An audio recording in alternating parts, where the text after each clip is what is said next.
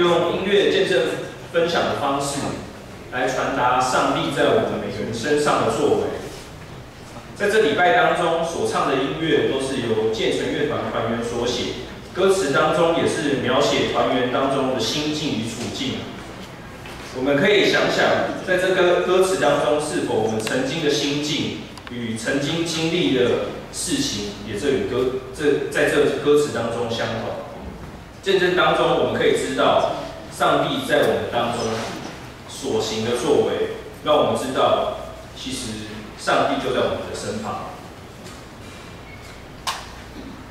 我现在先来报告一下，大家可以看手中的周报，然后主要讲的是说11月3号，本堂的青年神学生